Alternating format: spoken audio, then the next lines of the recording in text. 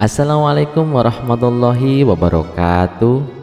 Selamat datang di Teman Mimpi Abu Nawas, tempat berkumpulnya kisah-kisah lucu, unik, dan penuh hikmah dari sang legenda cerdik Abu Nawas. Pada suatu hari yang tenang di kota Baghdad, suasana istana Baginda Raja mendadak berubah menjadi tenang. Sebuah kabar menyebar cepat. 3 tamu penting dari negeri-negeri jauh telah datang ke istana. Mereka adalah seorang pendeta dari barat, seorang filosof dari Yunani, dan seorang penyair dari Persia. Ketiganya terkenal akan kecerdasan dan kefasihan lidah mereka. Tujuan mereka datang ke Baghdad bukan untuk berdagang atau berwisata, melainkan untuk menantang siapapun di istana dalam debat terbuka. Baginda Raja menerima mereka dengan tangan terbuka dan berkata, "Negeri kami kaya dengan ilmu dan orang-orang bijak. Tapi siapakah yang ingin kalian ajak berdebat?" Pendeta menjawab dengan percaya diri, "Kami ingin berbicara dengan orang paling cerdas di kota Baghdad." Filosof menambahkan, "Kami tidak datang untuk mencari lawan, tapi kawan dalam berpikir." Penyair menyeringai, "Namun jika kawan berpikir itu tidak sejalan, maka debat adalah seni tertinggi." Baginda Raja tersenyum lebar. "Kalau begitu, hanya ada satu orang yang pantas menerima tantangan kalian, yaitu Abu Nawas." Mendengar namanya disebut, Abu Nawas yang sedang bersantai di taman istana segera dipanggil menghadap. Ia datang dengan pakaian sederhana dan senyum setengah tidur. Setelah dijelaskan maksud kedatangan ketiga tamu itu, ia mengangguk ringan. "Tapi ada syaratnya," kata sang pendeta. "Kami akan berbicara dengan bahasa kami masing-masing, dan hanya mereka yang bisa memahami ketiganya yang boleh menanggapi kami." Abu Nawas mengangguk, tampak tidak terganggu sama sekali. "Tidak masalah, aku akan menjawab kalian dalam bahasa yang kalian pahami atau bahkan tidak dipahami," katanya sambil tertawa kecil. Para menteri saling berbisik, bagaimana mungkin Abu Nawas bisa menghadapi 3 orang itu dalam 3 bahasa asing sekaligus. Tapi Baginda Raja percaya, dan debat pun diumumkan akan diadakan keesokan harinya di aula utama istana. Aula istana dipenuhi pejabat, ilmuwan, dan rakyat yang penasaran. Abu Nawas berdiri seorang diri di tengah ruangan, sementara ketiga tamu berdiri berjejer di hadapannya. Pendeta berbicara terlebih dahulu dalam bahasa Latin. "Veritas esluk in tenebris, quomodo homo sine fide vivit." Abu Nawas tidak menjawab dengan kata-kata.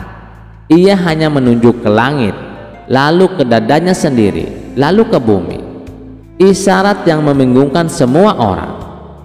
Filosof maju berikutnya berbicara dalam bahasa Yunani. "Iskepsi einai I arti dis eleftherias, ti einai I alatehia koris logiki." Abu Nawas tersenyum, lalu mengambil sebutir batu kecil dari lantai, melemparnya ke udara, menangkapnya kembali, lalu menggenggamnya sejenak sebelum meletakkannya di tanah dengan hormat. Lalu datang giliran penyair berbicara dalam bahasa Persia. "Dalat rabah sir bespar, nahbah ehgal, eghal bedon ehas ceh piden mandar."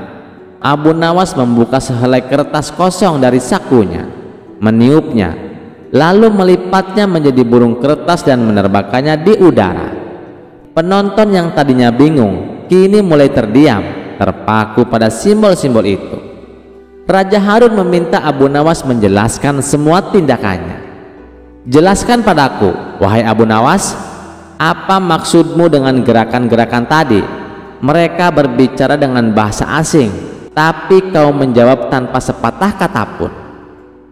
Abu Nawas melangkah maju.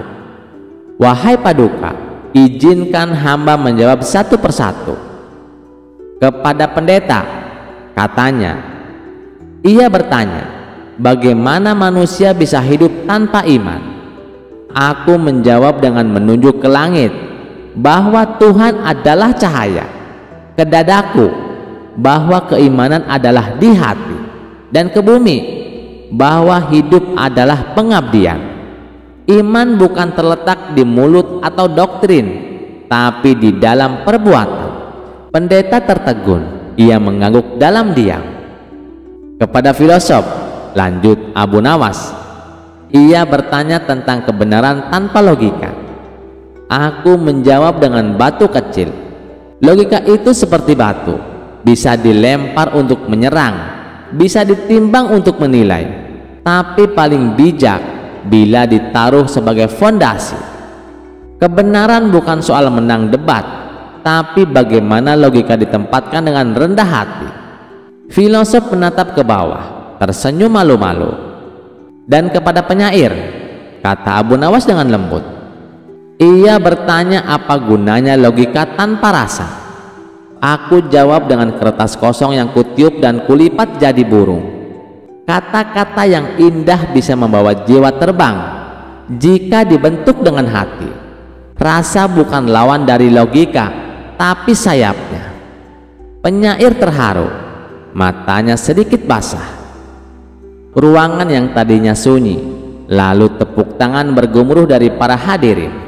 Baginda Raja berdiri dan bertepuk tangan paling keras. Abu Nawas, kau tidak hanya memahami bahasa mereka, tapi juga bahasa hati mereka. Ketiga tamu itu kemudian maju dan membungkuk di hadapan Abu Nawas. Pendeta berkata bahwa iman tak hanya bisa diajarkan lewat kitab, tapi lewat perbuatan. Filosof menambahkan, logika tak selamanya harus menang, kadang ia harus belajar duduk tenang. Penyair berkata, puisi tanpa makna adalah angin, tapi puisi Abu Nawas adalah angin yang membawa arah. Hari itu nama Abu Nawas kembali harum di seluruh penjuru negeri, tidak hanya karena kecerdikannya, tapi karena kemampuannya menjawab dengan cara yang paling sulit namun paling kuat. Baginda Raja tersenyum puas dan berkata dalam hati, di dunia ini banyak orang fasih berbicara, tapi sedikit yang mampu membuat orang memahami tanpa kata-kata. Dan Abu Nawas seperti biasa kembali ke taman istana, tertawa sendiri sambil meniup burung kertas kecilnya ke langit Baghdad yang biru. Kisah selanjutnya. Suatu hari di pasar Baghdad, Abu Nawas sedang berjalan santai sambil menikmati angin sore. Tiba-tiba ia dikejutkan oleh kerumunan orang yang tertawa terpingkal-pingkal. Di tengah kerumunan itu berdiri seorang lelaki dengan pakaian compang-camping, namun dengan ekspresi percaya diri bak seorang ulama besar. Siapa dia? Tanya Abu Nawas pada seorang pedagang. Itu orang gila, wahai Abu Nawas. Tapi katanya ia ingin berdebat dengan siapa saja tentang segala hal. Abu Nawas mengangguk dan berjalan mendekat. Lelaki itu menatap Abu Nawas dengan tajam, lalu berkata, aha, kau pasti Abu Nawas si cerdik itu. Sini, berani tidak menjawab pertanyaan-pertanyaanku. Orang-orang bersorak, wah, ini pasti menarik. Abu Nawas tersenyum, silahkan tanyakan. Tapi kau harus siap menerima jawabanku yang mungkin juga sinting. Baik, seru si Sinting sambil menepuk dadanya. Pertanyaan pertama, jika seekor unta berlari ke barat, ekornya mengarah kemana? Abu Nawas menjawab, tergantung. Jika ia berlari mundur, ekornya ke timur, tapi kalau ia salto, mungkin ke atas. Orang-orang tertawa. Si Sinting mencatat sesuatu di tanah dengan ranting, lalu mengangguk. Pertanyaan kedua, katanya dengan semangat, berapa liter air dibutuhkan untuk mengisi kolam yang kosong jika kolamnya hanya ada di dalam mimpi? Abu Nawas mengangguk bijak. Itu mudah, sebanyak mimpi yang bisa kau bawa dalam ember tidurmu. Semua yang menonton tertawa makin keras. Si Sinting mulai garuk-garuk kepala. Tapi kalau aku tak tidur, bagaimana aku bisa bermimpi? Tanya si Sinting bingung. Itu artinya kau sudah bangun. Jadi tak perlu isi kolam mimpi, isi saja perutmu. Gelak tawa kembali pecah. Si Sinting tidak mau kalah. Lalu ia berkata, pertanyaan terakhir, jika aku makan nasi, lalu berpikir aku makan roti, apakah perutku kenyang karena nasi atau roti? Abu Nawas mendekat dan berkata dengan serius. Abu Nawas mendekat dan berkata dengan serius, kalau kau berpikir makan roti, tapi perutmu diisi nasi, maka perutmu kenyang karena nasi, tapi hatimu kenyang karena imajinasi. Si Sinting melongo. Ia menatap Abu Nawas lekat-lekat lalu berkata, wahai Abu Nawas, ternyata aku tidak gila. Aku cuma belum ketemu lawan debat yang cocok. Abu Nawas tertawa dan menepuk bahunya. Kita semua agak sinting kawan. Bedanya aku dibayar karena kecerdikanku, kau karena keanehanmu. Akhirnya mereka berdua duduk bersama minum teh sambil membahas hal-hal penting aneh yang bahkan tidak dimengerti oleh logika manusia. Akhirnya mereka berdua duduk bersama minum teh sambil membahas hal-hal paling aneh yang bahkan Akhirnya mereka berdua duduk bersama minum teh sambil membahas hal-hal paling aneh yang bahkan tidak dimengerti oleh logika biasa. Kisah selanjutnya. Suatu malam yang mencekam, istana Baginda Raja diliputi ketegangan. Para pengawal berlarian ke sana kemari. Para tabib dan dukun kerajaan berkumpul, tetapi tak satu pun dari mereka mampu menolong. Baginda Raja mengalami sesuatu yang mengerikan. Ia kerasukan. Dalam kegelisahan, seorang penasihat istana mengusulkan nama yang sudah tak asing lagi, Abu Nawas. Ia terkenal bukan hanya karena kecerdasannya, tetapi juga karena kemampuannya yang luar biasa dalam mengatasi masalah-masalah aneh. Setelah dipanggil ke istana, Abu Nawas segera mendekati Baginda yang tengah meronta-ronta dengan mata melotot dan suara bergema menakutkan. Tanpa banyak basa-basi, Abu Nawas mulai membaca doa dan membentak, pergilah kalian, wahai setan-setan terkutuk, jangan berani mengganggu Baginda Raja. Ajaib, 9 makhluk hitam transparan berteriak ketakutan dan lari terbirit-birit keluar dari tubuh Baginda. Namun keanehan terjadi. Masih ada satu setan yang tetap bersikukuh tinggal di dalam tubuh Baginda Raja. Abu Nawas mengerutkan dahi. Dengan penuh semangat, ia kembali membaca doa dan membentak lebih keras, tetapi setan itu tetap bergeming. 2 jam berlalu, Abu Nawas mulai kelelahan. Keringat membanjiri tubuhnya, tetapi setan yang satu ini tetap bertahan seolah tak mendengar apapun. Para tabib, dukun, dan pengawal mulai saling berpandangan, khawatir Abu Nawas kali ini tak mampu menyelesaikan masalah. Tiba-tiba, suasana makin mencekam. Dari balik kegelapan terdengar suara gaduh. Abu Nawas menoleh dan melihat 9 setan yang tadi kabur kini kembali mendekat. Ia langsung waspada dan bersiap melawan mereka lagi. Ngapain kalian datang lagi? Masih berani mengganggu? Bentak Abu Nawas dengan suara lantang. Namun tak disangka-sangka 9 setan itu justru gemeteran dan ketakutan. Salah satu dari mereka menjawab terbata-bata, Enggak Abu Nawas, kami cuma mau menjemput satu teman kami yang budak. Permisi. Mendengar itu, Abu Nawas dan seisi istana terdiam sejenak, lalu tiba-tiba meledak dalam tawa. Bahkan Baginda Raja yang baru saja sadar pun tertawa terbahak-bahak hingga tubuhnya benar-benar kembali sehat. Sejak saat itu, kisah Abu Nawas dan setan yang budak menjadi legenda yang diceritakan dari generasi ke generasi, mengingatkan bahwa kadang masalah tersulit hanya butuh cara pandang yang berbeda dan sedikit humor. Kisah selanjutnya. Dikisahkan, Abu Nawas mempunyai seekor burung nuri yang cantik.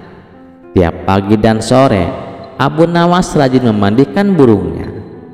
Pada suatu ketika, Baginda Raja bertandang ke rumah Abu Nawas. Kedatangan Paduka Raja yang tiba-tiba itu membuat Abu Nawas kaget. Pasalnya, di rumah Abu Nawas tidak tersedia makanan untuk menjamu sang raja. Tidak usah repot-repot Abu Nawas, saya hanya mampir sebentar. Ngomong-ngomong, bagaimana kabarmu? Lama sekali kamu tidak ke istana, ucap sang raja. Alhamdulillah, keadaan saya baik-baik saja Paduka, balas Abu Nawas. Paduka raja mengamati sekeliling rumah Abu Nawas. Saat matanya tertuju ke pojok rumah, Paduka raja melihat seekor burung nuri di dalam sangkar. Kamu sekarang memelihara burung, wahai Abu Nawas? Tanya sang raja. Betul sekali Paduka yang mulia, jawab Abu Nawas. Sang raja kembali berkata, burung kamu bagus, bulunya juga indah. Saya suka sekali melihatnya. Kalau kamu berniat menjualnya, jangan ditawarkan kepada orang lain, tawarkan saja kepadaku. Berapapun harganya, pasti aku akan membayarnya. Abu Nawas tidak menjawab, ia hanya mengangguk kepalanya. Tapi dalam hati, Abu Nawas berkata, mana mungkin aku menjual burung yang tidak berharga ini kepada Baginda. Akhirnya, keesokan paginya Abu Nawas datang ke istana. Dia datang dengan membawa burung nuri yang diinginkan Baginda. Abu Nawas tidak ingin menjualnya. Dia ingin memberikan cuma-cuma kepada Baginda. Tapi di pintu gerbang istana, dua orang pengawal menahannya. Mereka berdua adalah kepercayaan menteri istana yang dengki kepada Abu Nawas. Ada keperluan apa kamu datang kemari? Tanya pengawal. Abu Nawas menjawab, tempo hari Paduka raja datang ke rumah saya dan menyukai burung saya. Oleh sebab itu, saya ingin memberikan burung itu kepada Baginda raja. Salah seorang pengawal berkata, tinggalkan saja burung jelek itu di sini. Biar aku yang menyerahkan kepada Baginda raja. Abu Nawas pun menurut. Dalam situasi seperti ini, ia tak mungkin melawan. Kedua pengawal itu lalu menukar burung Abu Nawas dengan burung gereja. Setelah itu, diserahkan kepada Baginda raja. Paduka yang mulia, ini ada titipan burung dari Abu Nawas, ucap pengawal. Kurang ajar Abu Nawas, kata sang raja penuh dengan emosi. Sang raja merasa terhina dengan perbuatan Abu Nawas. Burung nuri yang diharapkannya, tapi burung gereja yang dikirimkan. Sang menteri yang dengki kepada Abu Nawas tersenyum puas melihat kinerja anak buahnya. Kali ini engkau pasti akan kena hukuman, wahai Abu Nawas, ujar menteri istana dalam hati. Tanpa menunggu waktu, saat itu juga Baginda raja mendatangi rumah Abu Nawas. Hai Abu Nawas, kalau kau tidak ingin menjual burung nuri itu kepadaku, aku tidak apa-apa. Tapi jangan kau kirim burung gereja ke istana. Itu suatu penghinaan buatku, kecam Baginda raja dengan mata memerah menahan amarah. Abu Nawas kaget mendengar perkataan Baginda raja. Padahal yang ia kirimkan adalah burung nuri sesuai dengan keinginan Baginda raja. Tapi Abu Nawas tidak mempunyai saksi untuk membuktikannya. Sedangkan kedua pengawal yang menghadangnya di istana adalah orang kepercayaan menteri yang dengki kepada dirinya. Tapi Abu Nawas tidak kehilangan akal. Begini Paduka yang mulia, tutur Abu Nawas, mencoba meredakan amarah Baginda. Di istana Paduka telah kemasukan dua orang penyihir. Raja bertanya heran, penyihir yang mana wahai Abu Nawas? Siapa mereka? Abu Nawas menjawab, dua orang penjaga pintu istana, itulah penyihirnya Paduka. Mereka telah menyihir burung nuri menjadi burung gereja. Kalau Paduka tidak percaya, tunggulah besok di istana. Paduka akan menyaksikan sendiri betapa hebatnya sihir mereka. Saya masih punya burung satu lagi untuk Paduka. Sang raja bertanya, burung apa itu? Burung pipit Paduka yang mulia, balas Abu Nawas. Burung pipit? Kamu sendiri kan tahu Abu Nawas, saya tidak suka dengan burung pipit, bentak sang raja. Sabar dulu Paduka yang mulia, besok pagi saya akan ke istana membawa burung pipit. Nanti bisa disihir menjadi burung nuri oleh kedua pengawal yang menjaga pintu istana. Pagi-pagi sekali Abu Nawas sudah tiba di istana. Dia membawa burung pipit banyak. Di depan gerbang, lagi-lagi Abu Nawas dicegat oleh kedua pengawal. "Ada perlu apa lagi kau datang ke sini?" hardik si pengawal. "Sudah kubilang, Paduka Raja sedang tidak menerima tamu."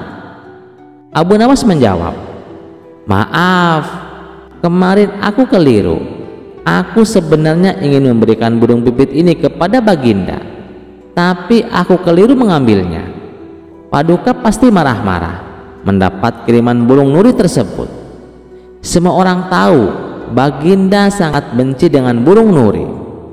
Baginda pernah tersesat di hutan gara-gara burung nuri sialan itu. Maafkan aku telah membuat Baginda Raja marah." Tegas Abu Nawas. "Taruh saja di situ, biar nanti aku yang akan menyerahkan kepada Baginda." Perintah pengawal istana. Terpengaruh bujukan Abu Nawas, kedua kaki tangan sang menteri itu pun menukar burung pipit dengan burung nuri. Setelah itu mereka menyerahkannya kepada Baginda Raja, dan keduanya bersukaria karena sebentar lagi Abu Nawas pasti akan mendapatkan hukuman yang berat dari sang raja. "Paduka yang mulia, ini ada kiriman burung nuri dari Abu Nawas," ucap salah satu pengawal. Sang raja terperangah kaget. Ternyata benar apa yang dikatakan Abu Nawas. Kedua pengawal ini bisa menyihir alias menggelapkan barang yang bukan haknya. "Ini burung nurinya, lalu mana burung pipitnya?"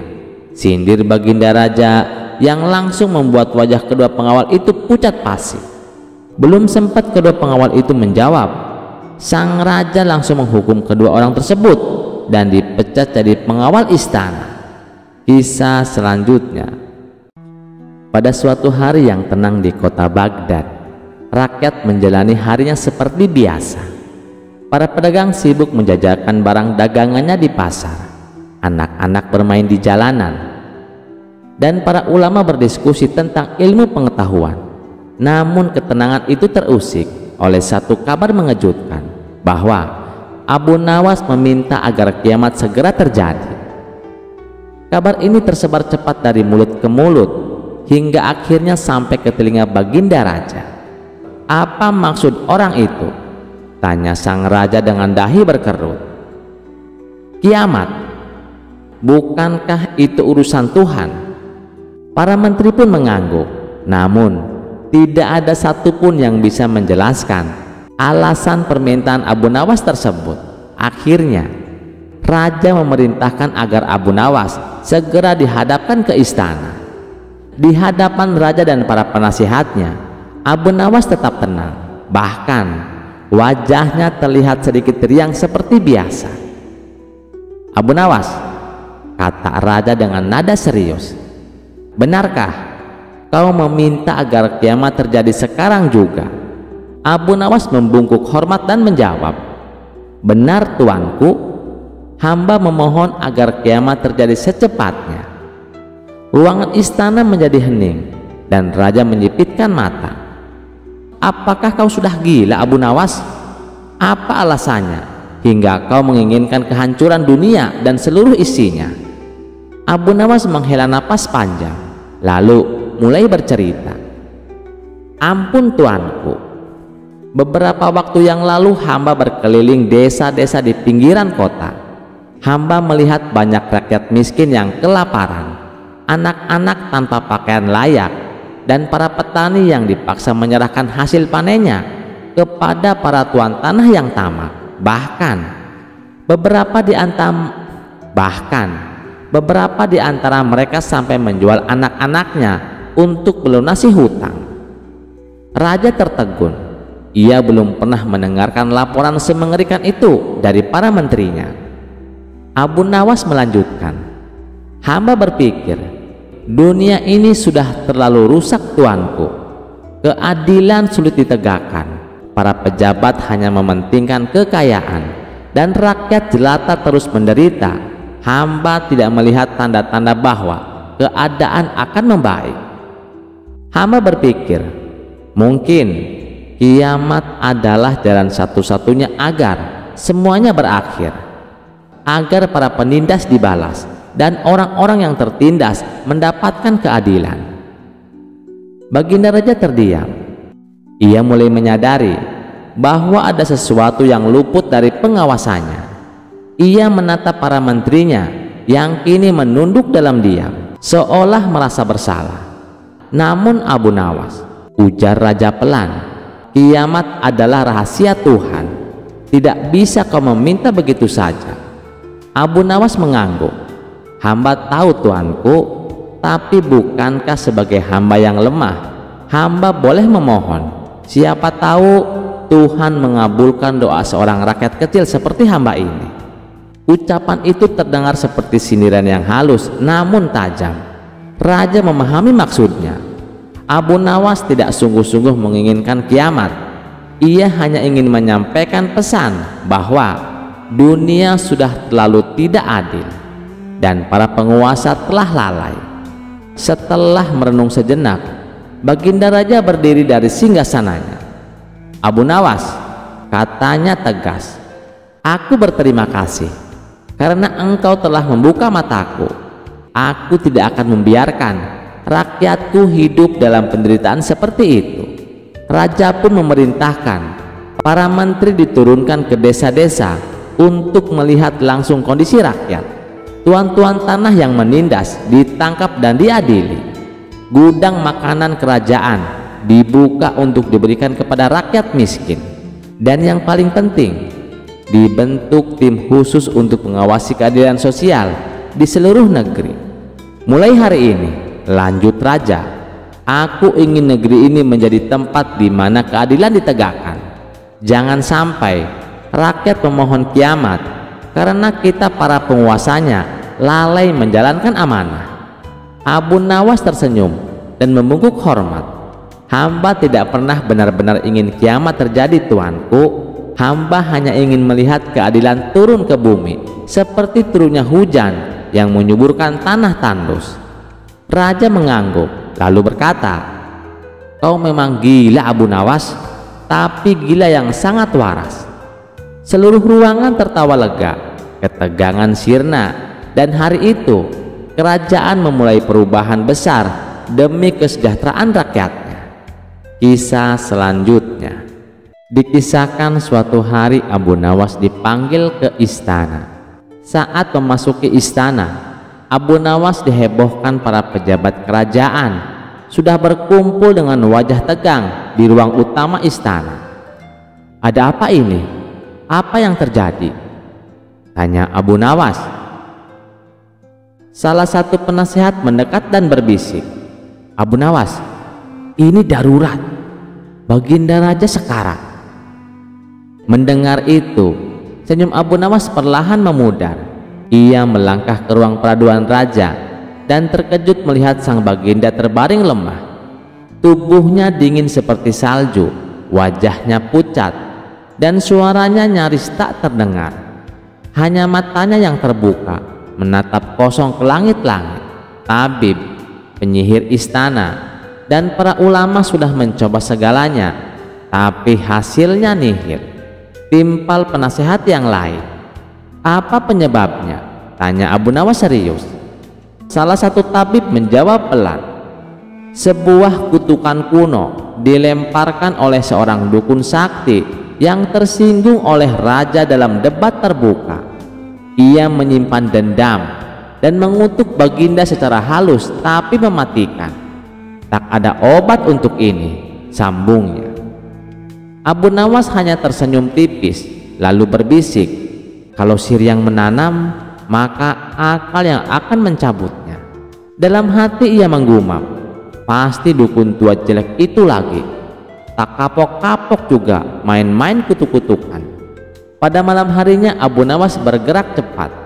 Ia mengenakan jubah hitam lusuh, menyamar sebagai utusan istana. Dengan tongkat kayu tua dan langkah mengendap-endap, ia menuju hutan angker tempat sang dukun tinggal, di sebuah gubuk reot yang diselimuti kabut, yang dimana burung hantu pun ogah singgah. Ketibanya di sana, ia mengetuk pintu dengan pelan. Tok, tok, tok. Pintu terbuka. dan keluarlah sang dukun. Rambut acak-acakan, mata menyala merah, dan mulutnya komat-kamit membaca mantra. "Apa kau datang untuk memohon belas kasihan?" tanya sang dukun dingin. Abu Nawas membungkuk rendah dengan suara pelan tapi meyakinkan. Ia berkata, "Bukan Dukun Agung, justru aku membawa kabar baik. Sang raja sangat berterima kasih atas kutukanmu. Semenjak itu, beliau menjadi lebih tenang, bijak, bahkan katanya tidur lebih nyenyak dari sebelumnya." Sang dukun memicingkan mata. "Apa maksudmu?" "Beliau malah ingin memberikan hadiah emas dan jabatan penasihat kerajaan kepadamu, karena katanya kutukanmu membawa perubahan besar dalam dirinya." Sang dukun terdiam beberapa saat, lalu tertawa terbahak-bahak. "Apa? Jadi kutukanku malah membuatnya bahagia?" Dengan wajah merah padam, sang dukun mengangkat tangan dan berteriak, "Kalau begitu, aku cabut kutukannya, biar dia kembali ke sifat aslinya yang menyebalkan itu. Lihat apakah dia masih bisa tenang." Begitu mendengar itu, Abu Nawas buru-buru pamit dengan pura-pura panik, lalu melesat pulang ke istana. Dalam hati ia menyengir puas. "Terima kasih dukun, kau terlalu mudah dipancing." Keesokan harinya, raja bangun dari tidurnya.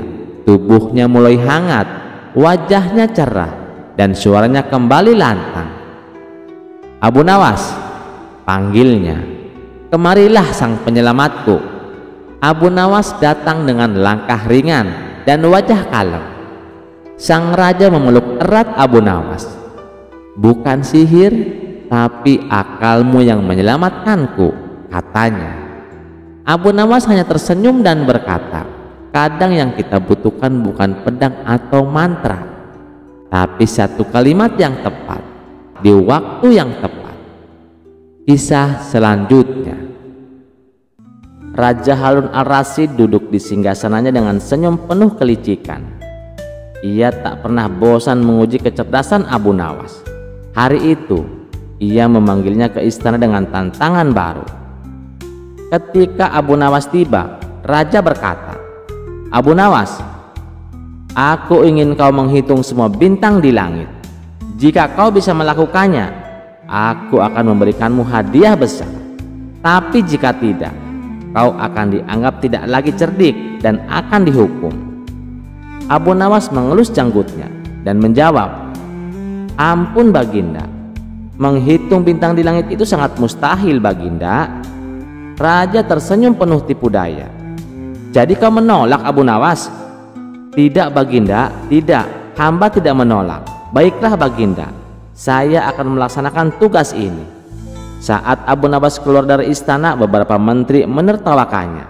Mereka berbisik-bisik, kali ini Abu Nawas pasti dihukum. Tidak mungkin ia bisa menghitung bintang." Namun Abu Nawas tetap melangkah dengan tenang. Sesampainya di rumah, ia termenung sejenak, lalu tiba-tiba ia tersenyum. Sebuah ide cemerlang muncul di benaknya. Tanpa membuang waktu, ia pergi ke pantai dan mengambil satu karung penuh pasir halus. Ia menggotong karung itu pulang dengan penuh keyakinan. Keesokan harinya Abu Nawas kembali ke istana dengan membawa kantong berisi pasir. Semua orang di istana menatapnya dengan penuh rasa penasaran. Raja menatapnya dengan sinis. "Abu Nawas, apakah kau sudah melaksanakan tugas yang aku berikan?"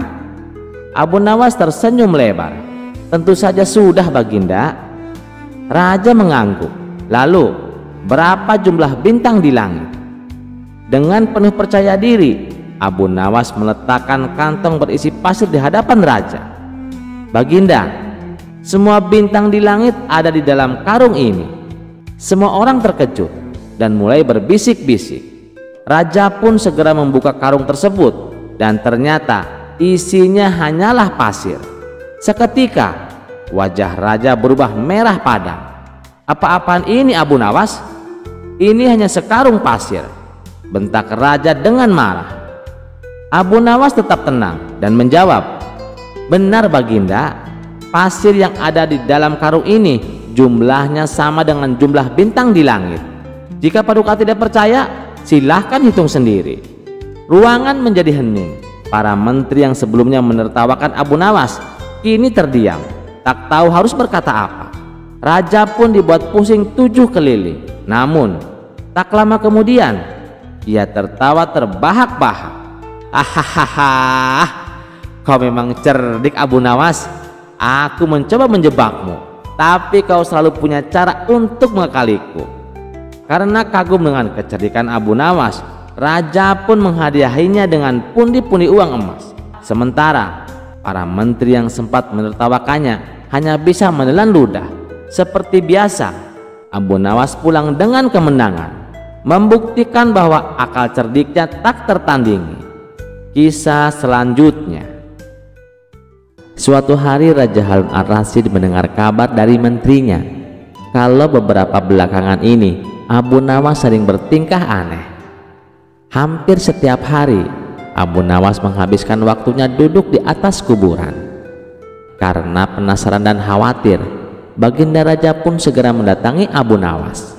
Benar saja, sesampainya di kuburan, Baginda mendapati Abu Nawas sedang duduk seorang diri. "Hai Abu Nawas, kenapa sekarang kamu bertingkah seperti orang gila?" tanya Baginda Raja.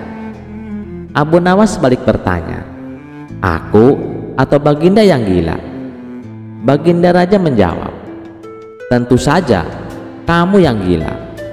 Ngapain juga setiap hari duduk di kuburan?" Abu Nawas membalas, "Justru itulah aku yang waras dan Baginda yang gila." Baginda Raja pun heran dengan jawaban Abu Nawas.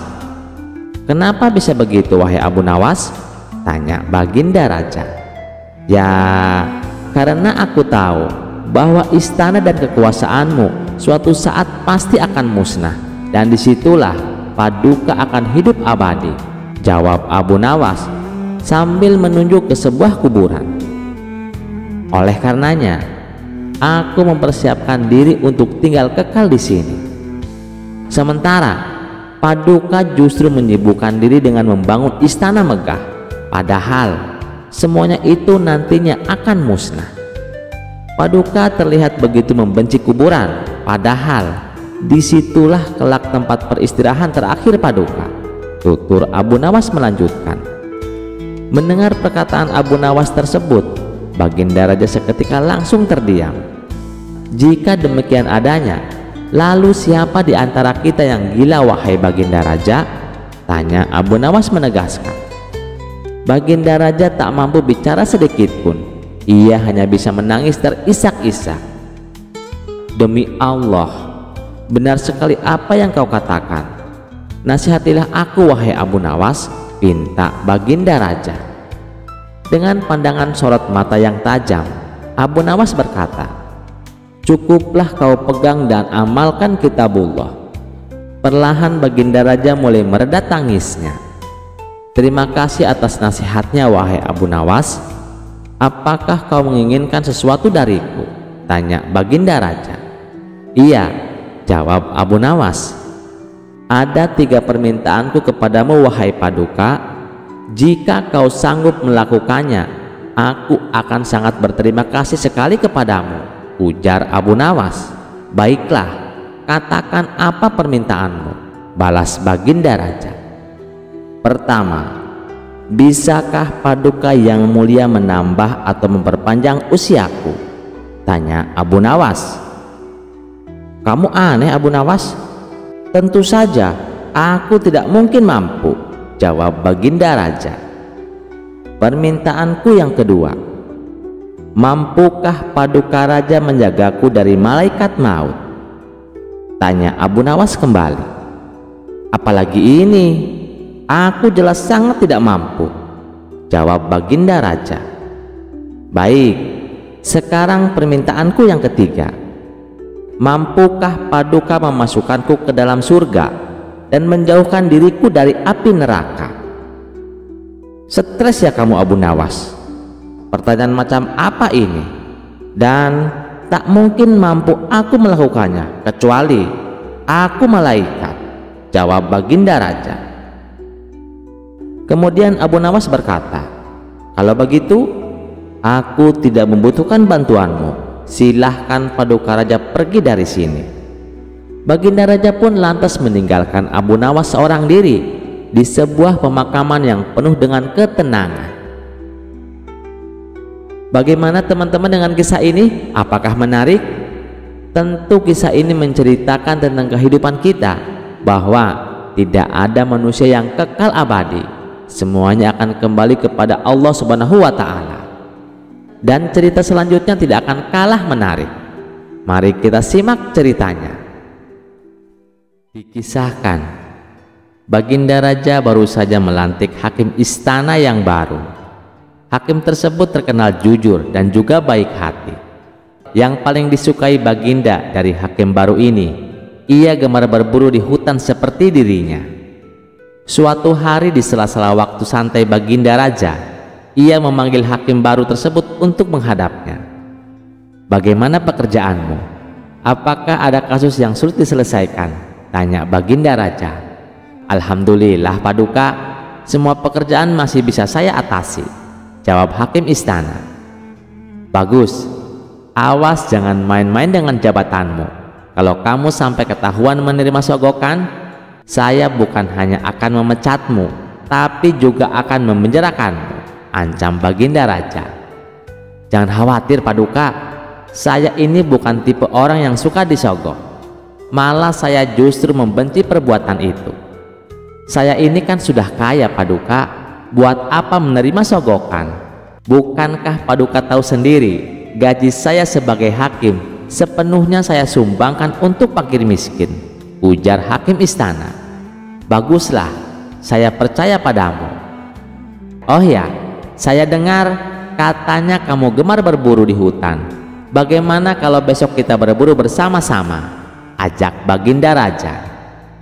"Dengan senang hati wahai Paduka yang mulia, saya terima ajakan Paduka," balas hakim istana. "Baiklah, besok kita berangkat, tapi saya akan mengajak Abu Nawas," timpal Baginda Raja. Abu Nawas yang saat itu sedang cekcok dengan istrinya langsung menerima ajakan Baginda Raja. Dengan begitu, ia bisa menghindari omelan sang istri. Singkat cerita, Abu Nawas, hakim istana, dan Baginda Raja pergi meninggalkan istana. Ketiganya memulai perjalanan menuju hutan. "Abu Nawas, apa kamu punya saran?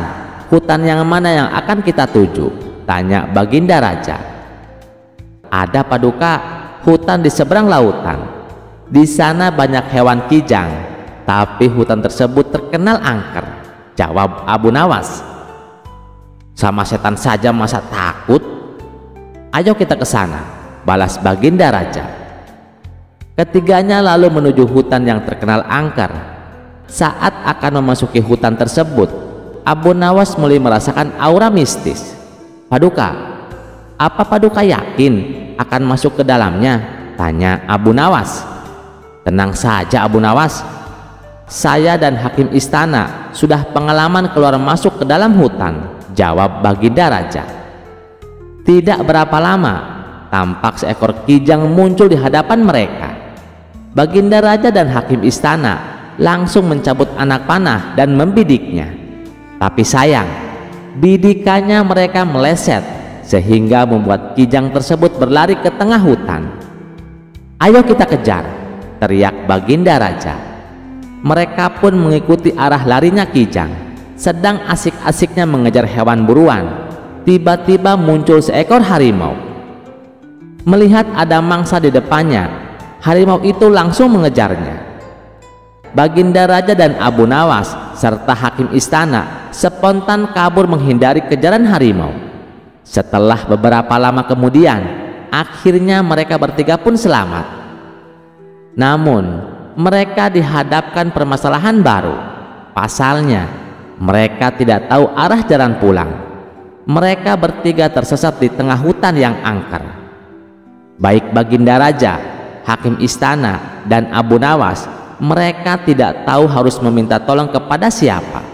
Apalagi sudah mulai terlihat gelap di tengah situasi yang genting. Tiba-tiba entah datangnya dari mana, muncul kakek tua misterius yang berpakaian serba putih. "Kenapa kalian sampai ke tempat ini? Tahukah kalian kalau tempat ini sangat berbahaya?" tanya kakek tua tersebut. "Kami tersesat, kek. Apakah kakek bisa membantu kami?" kata Baginda Raja. "Aku bisa membantu kalian, tapi masing-masing dari kalian hanya dibatasi satu permintaan," balas kakek tua. Kemudian Baginda Raja mengungkapkan keinginannya. "Begini, kek, saya ingin pulang ke istana. Saya ini adalah raja.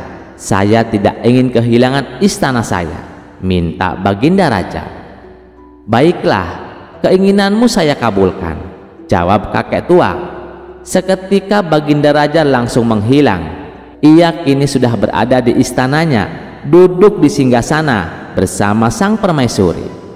"Syukurlah, akhirnya aku bisa kembali berada di sini," ucap Baginda Raja. "Sekarang giliranmu, apa permintaanmu?" tanya kakek tua kepada hakim istana. "Saya ini hakim istana, kek. Saya adalah hakim yang kaya raya. Saya ingin pulang ke rumah saya yang sangat megah. Saya tak mau kehilangan harta kekayaanku. Saya ingin secepatnya berkumpul dengan istri dan anak-anakku," minta hakim istana. "Baiklah, keinginanmu saya kabulkan," jawab kakek tua. Seketika hakim istana langsung menghilang. Ia kini berada di rumahnya yang megah, berkumpul dengan istri dan anak-anaknya. Kini tinggallah Abu Nawas seorang diri di dalam hutan. "Sekarang giliranmu, apa permintaanmu?" tanya kakek tua kepada Abu Nawas. "Saya ini orang miskin, kek. Rumah saya kecil dan tidak ada harta yang berharga di rumah. Saya juga sedang cekcok sama istri. Saya tidak tahan dengan omelannya. Hal inilah yang membuat saya tidak betah di rumah, kek. Jadi saya meminta supaya Baginda Raja dan hakim istana dikembalikan ke sini untuk menemaniku," minta Abu Nawas. Seketika permintaan Abu Nawas terkabul. Baginda Raja dan hakim istana tiba-tiba kembali berada di sampingnya. Hakim istana dan Baginda Raja terkejut dengan kejadian ini. "Kenapa kami kembali berada di sini?"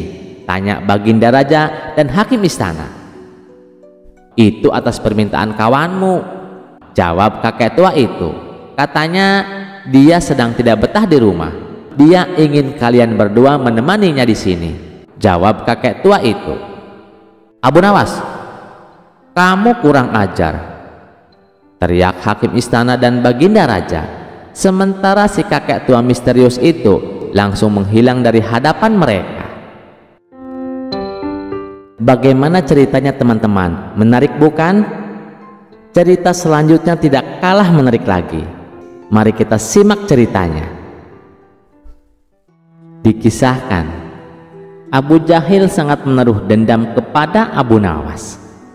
Ia terus mencari cara agar bisa membalaskan dendamnya. Tapi setiap kali Abu Jahil berusaha menjebak Abu Nawas, justru ia sendiri yang kena getahnya. "Kurang ajar Abu Nawas. Ada saja cara dia lolos dari jebakanku," gerutu Abu Jahil. Setelah merenung agak lama, akhirnya Abu Jahil mendapatkan ide, sebuah siasat busuk untuk balas dendam. Esok paginya, Abu Jahil menyusun rencana jahat tersebut. Ia mendatangi warung penjual minuman keras. Kemudian ia membeli satu botol dan memasukkannya ke dalam sebuah karung. Karung tersebut ia ikat dengan seutas tali, lalu disembunyikannya di bawah semak-semak. Setelah itu Abu Jahil pergi menemui Abu Nawas di rumahnya dengan ekspresi pura-pura bersedih. "Wahai Abu Nawas, aku butuh pertolonganmu. Sudilah kiranya engkau membantuku," pinta Abu Jahil. "Apa yang menimpamu, Abu Jahil? Kenapa kau terlihat begitu sedih?" tanya Abu Nawas khawatir. Meskipun Abu Jahil sering berbuat jahat kepadanya, tapi Abu Nawas tidak tega bila melihat Abu Jahil menderita begini.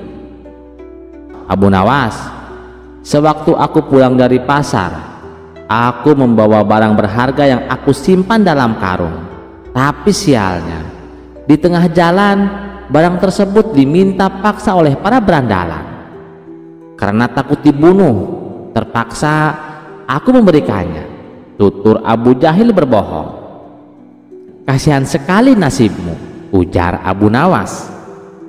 Iya Abu Nawas, dan saya sempat melihat mereka menyimpan barang berhargaku di sebuah semak-semak yang berada di depan warung penjual minuman keras. Tapi saya tidak berani mengambilnya sebab mereka ada di sana menjaganya. Maukah kau menolongku Abu Nawas untuk mengambilkan barang berharga milikku? Pinta Abu Jahil. Baiklah, saya akan menolongmu. Kamu tunggulah di sini, balas Abu Nawas. Abu Nawas yang tidak menaruh rasa curiga dan segera pergi untuk mengambil karung yang berisi sebotol minuman keras. Setelah Abu Nawas sudah tidak kelihatan, Abu Jahil segera menuju pos penjagaan. Kemudian ia melaporkan kepada beberapa prajurit kerajaan yang sedang berjaga di pos tersebut. Wahai prajurit, tadi saya melihat Abu Nawas beli sebotol minuman keras, lalu ia sembunyikan di dalam sebuah karung. Kenapa tidak kalian tangkap Abu Nawas? Ucap Abu Jahil. Mendengar laporan tersebut, beberapa prajurit didampingi Abu Jahil segera bergegas menuju warung penjual minuman keras. Sementara Abu Nawas yang berhasil menemukan karung milik Abu Jahil langsung mengambilnya dan membawanya pulang untuk dikembalikan kepada Abu Jahil. Untunglah para berandalan tersebut sudah pergi, jadi aku bisa dengan mudah mengambilnya, batin Abu Nawas. Saat dalam perjalanan pulang, Abu Nawas berpapasan dengan Abu Jahil dan beberapa prajurit istana. Oh, ternyata Abu Jahil juga meminta bantuan para prajurit. Pasti dia khawatir terjadi sesuatu padaku, pikir Abu Nawas dengan pede. Belum sempat Abu Nawas berkata, tiba-tiba Abu Jahil berteriak, "Itu dia Abu Nawas!"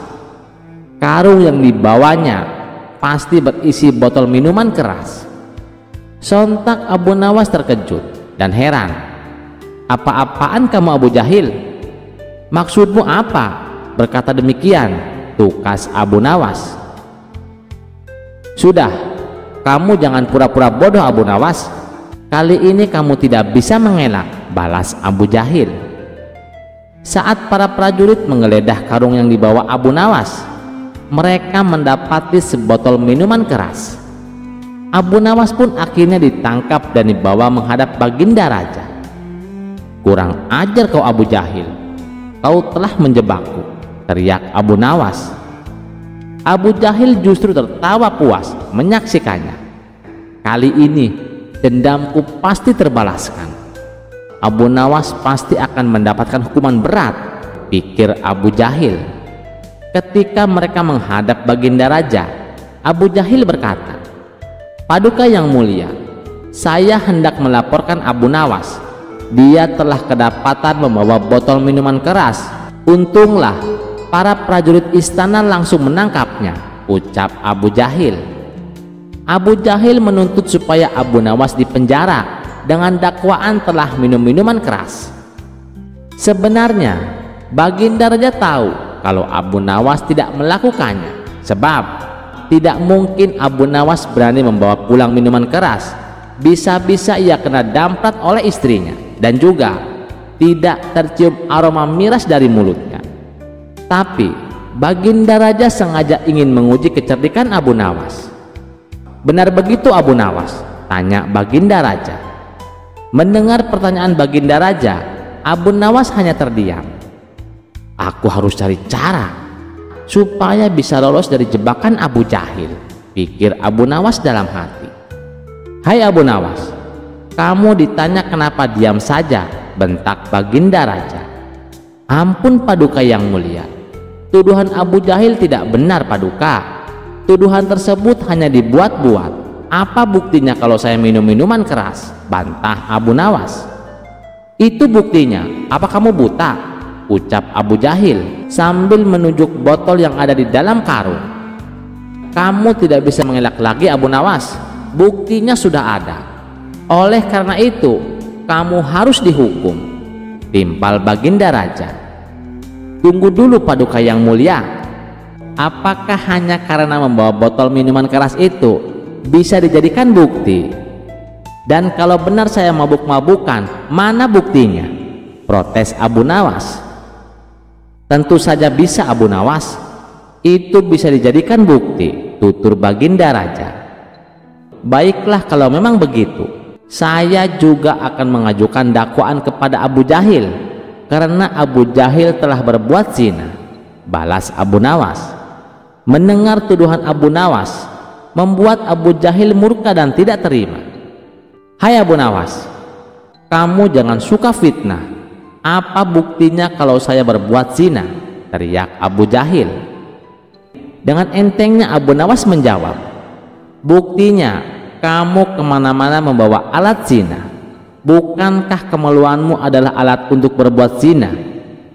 Kalau hanya membawa botol minuman dianggap mabuk-mabukan, maka membawa alat zina juga harus dianggap berzina. Jadi kalau saya dihukum karena dituduh mabuk-mabukan, Abu Jahil juga harus dihukum lebih berat karena dia telah berbuat zina, ujar Abu Nawas menjelaskan. Seketika Baginda Raja tertawa terpingkal-pingkal mendengarkan penjelasan Abu Nawas. Bagaimana Abu Jahil? Apa kamu bersedia? Kalau saya menghukum Abu Nawas, kamu juga harus dihukum lebih berat. Kecuali kalau kamu mencabut tuntutan, maka semua akan terbebas dari hukuman. Karena saya sebagai raja harus berbuat adil kepada kalian, ucap Baginda Raja. Jangan Paduka yang mulia, saya tidak mau dihukum. Lebih baik saya cabut tuntutan saya kepada Abu Nawas, balas Abu Jahil. Karena Abu Jahil sudah mencabut tuntutannya, maka Abu Nawas pun akhirnya terbebas dari hukuman dan lolos dari jebakan Abu Jahil berkat kecerdikannya. Wah, ternyata menarik juga ya ceritanya teman-teman. Nah, ternyata Abu Nawas dengan kecerdikannya selalu lolos dari jebakan Abu Jahil. Cerita yang selanjutnya tidak kalah menariknya. Mari kita simak ceritanya. Di suatu pagi yang hangat di kota Baghdad, matahari belum terlalu terik, tapi pasar sudah ramai.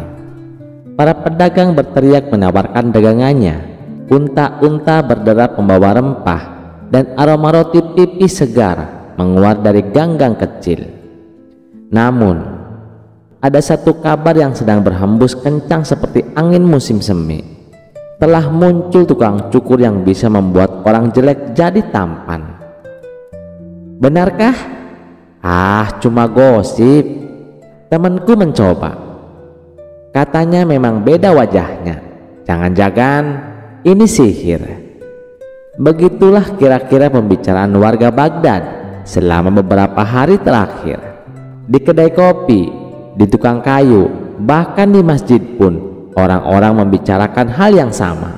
Tukang cukur ajaib yang terletak di ujung lorong sempit dekat pasar kuda. Dan seperti biasa, kabar itu akhirnya sampai ke telinga Abu Nawas, si penyair sekaligus ahli logika yang terkenal dengan kecerdikannya. Awalnya Abu Nawas tak ingin ambil pusing, tapi semakin banyak orang membicarakannya, semakin gatal telinganya. Maka ia memutuskan pergi ke tempat tukang cukur tersebut.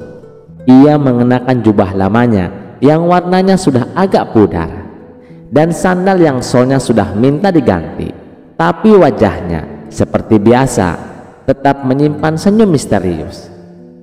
Setibanya di sana, pintu kayu terbuka dan suara lonceng kecil berdenting.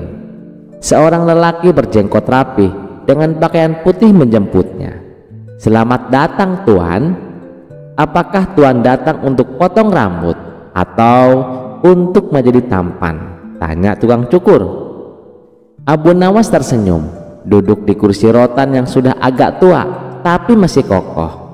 "Aku ingin tampan lebih muda dan gagah, Tuan," jawabnya. "Kau datang ke tempat yang tepat, Tuan," kata tukang cukur. "Begitu banyak orang yang bilang begitu, tapi aku ingin membuktikannya sendiri," ucap Abu Nawas sambil memperhatikan cermin besar di dinding. "Tak perlu khawatir, Tuan. Pisau cukurku diasah dengan doa dan sisirku terbuat dari tanduk rusa yang hanya makan daun zaitun," jawab si tukang cukur dengan penuh percaya diri. Prosesnya dimulai. Si tukang cukur menyisir rambut Abu Nawas dengan pelan, seperti sedang melukis di atas kepala. Lalu ia mengambil minyak dari botol kecil yang berbau harum rempah-rempah. Abu Nawas mulai meremelek karena wanginya yang menenangkan. Ini minyak dari daun cedar, air embun pagi, dan 1 tetes air mata unta betina, jelas si tukang cukur dengan serius. Abu Nawas mengangguk-angguk, setengah percaya, setengah bingung apakah ini sedang dipijat atau dibohongi. Kemudian rambut dipotong dengan rapi, tidak terlalu pendek tapi cukup membentuk wajah. Janggut dirapihkan, alis disentuh sedikit dengan benang halus. Akhirnya setelah hampir 1 jam, sang tukang cukur berkata, "Tuan, sekarang lihatlah di cermin. Ini dia, dirimu yang baru." Abu Nawas menatap cermin dengan teliti. Ia memiringkan kepala ke kiri lalu ke kanan. Ia mencubit pipinya, mengedipkan mata, dan menarik napas dalam-dalam. Lalu ia berkata, "Rambutku memang lebih rapi, tapi wajahku masih wajah yang sama." Si tukang cukur mengangkat alis. "Tuan tidak puas?" tanya tukang cukur. Abu Nawas pun menjawab, "Bukan tidak puas, tapi katanya setelah potong rambut di sini wajah jadi tampan. Aku masih seperti kemarin. Kalau ada yang berubah, mungkin hanya karena aku belum cuci muka saja." Tukang cukur itu tertawa ringan. "Ah, Tuan, saya ini cuma tukang cukur, Tuan. Saya bisa memotong rambut, bukan memotong usia. Saya bisa merapikan bentuk, bukan mencetak ulang wajah." Abu Nawas menatapnya, lalu mencekat sambil setengah berbisik, "Tapi kau mengatakan bisa membuat orang jelek jadi tampan. Coba Tuan bayangkan, saat usia Tuan masih muda dengan rambut seperti ini, bukankah Tuan akan kelihatan tampan?" ujar si tukang cukur. Mendengar alasan tersebut, Abu Nawas pun hanya tersenyum. "Jadi semua ini hanya permainan pikiran," ucap Abu Nawas. Lebih tepatnya, penyadaran bahwa manusia sering lupa. Yang jelek bukan wajahnya, tapi pikirannya yang selalu membandingkan. Timpal tukang cukur. Abu Nawas terdiam sejenak, lalu tersenyum.